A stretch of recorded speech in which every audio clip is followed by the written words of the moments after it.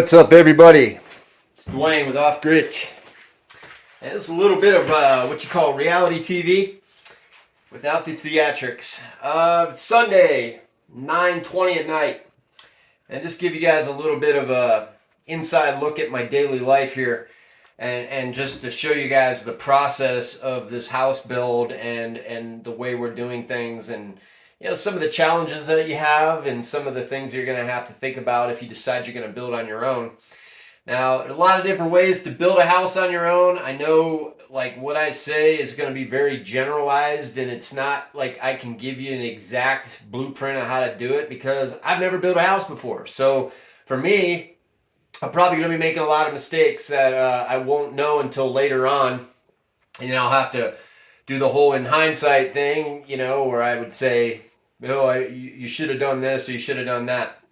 That's fine. So the idea for me was that I started out here, if you all remember, some of y'all have been following since the beginning, but I started out here at sometime in 2020, but it was later in the year. But anyways, so I've been out here for a bit, and I've been building out here for a bit. And it's taken a while to get to this point where we finally got our house started. And I know there's been a lot of changes. There's been a lot of me changing my mind, my wife and me changing our minds, and just generally not knowing what we were going to do.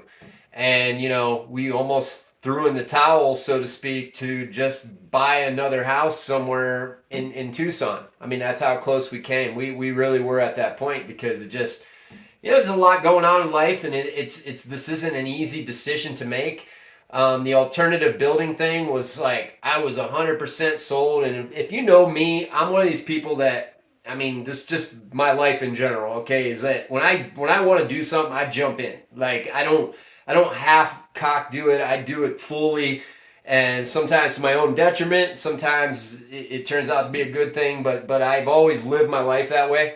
So when I got into the alternative building, I decided to just jump in, feet first and not look back. And so I spent the first couple years out here building our farm up because I knew for sure I was going to have a farm. I wasn't sure what type of house we wanted to build because neither one of us knew, but I definitely knew that I wanted to have a farm, which I've made steps in the right direction there. I finally got my paperwork done and all that. And I'm going to have a separate channel for that because it's just not going to mix with what I do here. And it's going to be too hard. I wanted to include it with this one, but it's just not going to happen. So I'm going to have a separate channel for the farm because it's its own thing. But yeah, so I just basically signed a lease over to lease part of this property to my farm. Which is under an LLC now. So and I got, I did all this through the USDA, got a farm number, all that stuff. So there's been a lot going on in my life, and it's not, sometimes it's not fun. It's not easy. Like I said, it's Sunday, 9:20, 7 days a week right now. That's where we're at. And I'm not complaining because it's look, I get to build a house. It's something you should be thankful about, not complain. And I got to remind myself that, and I think we all do sometimes, to just remind ourselves that, life could be a lot worse, and sometimes we put a lot on our plate sometimes, or at least I do, and sometimes when you put a lot on your plate, you get overwhelmed, and then you start complaining, and then you start whining, and this and that, but it's like, well, you kind of did it to yourself, and if you don't want to do it, don't do it, So I've had to do that to myself quite a few times, so just so you know, if you're in that situation, you're not alone. So what I'm doing here, sorry. But what I'm doing here is I'm actually, to give you guys an idea, so one of the things you're going to learn real quick when you go to build a house, especially if you're not signing it over to a general contractor, because like I said, there's a lot of ways to build a house. I'm talking actually building the house ourselves, not, hiring out very little of it. And one of the things that you're going to run into real quick is keeping track of expenses is a big deal, and it's something that you have to come up with a system to do. Some people are just naturally going to be better at that based on maybe their careers or whatever, and some people are just more accountable that way.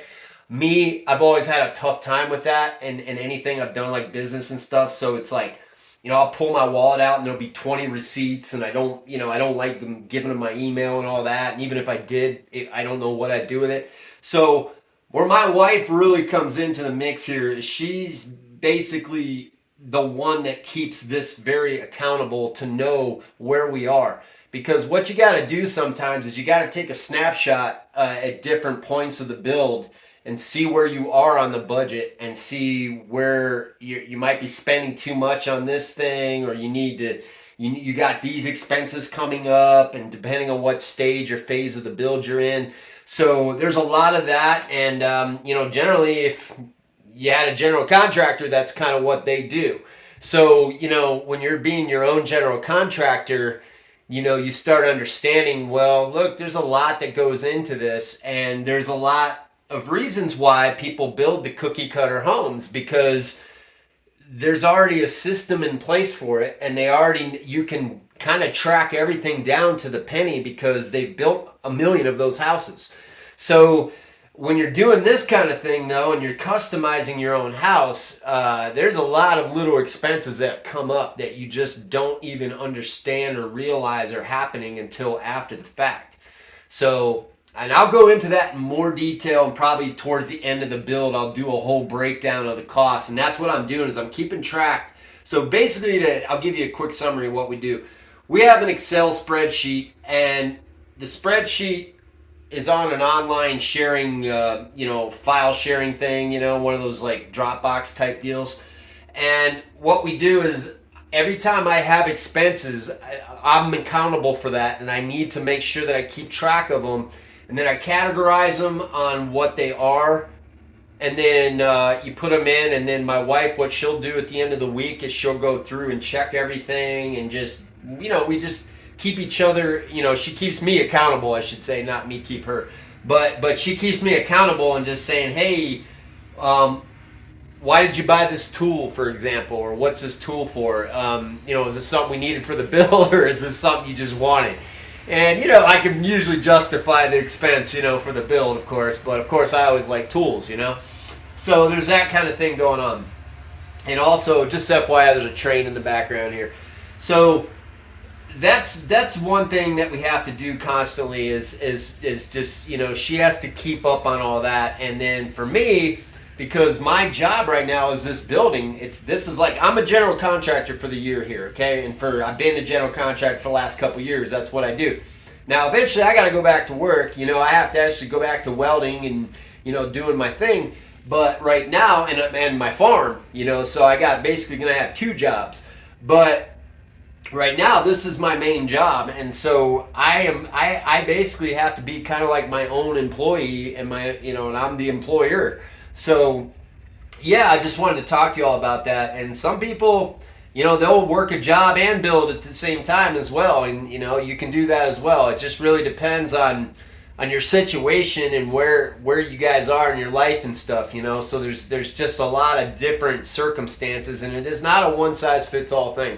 So I don't care what anybody says. There's a lot of people that'll give advice, based on their experience, but they don't know your life, they don't know your experiences, they don't know what you're going through or what you've been going through or whatever. So you got to decide what's going to work best for you and your spouse, significant other, or if you're just on your own, you have to make those decisions on your own. And the best thing to do is just watch a bunch of videos like this, and you just kind of pick and choose the stuff that works for you, and then go on to the next video and pick and choose. But I will say, be careful, because YouTube is not reality, okay? And so a lot of times you're watching YouTube videos and it's just not the way it really is sometimes, and I know because I watch some of the videos. I don't watch them very much because I don't have time.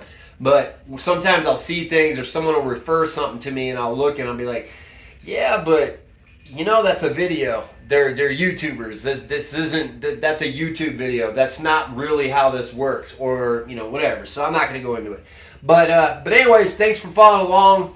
Sunday night, I got to get back to this, but I did tell you all I was going to keep track and tell you guys what I do here. So I figured I'd just throw this in the mix. So hope you all have a good one, and talk to you next week.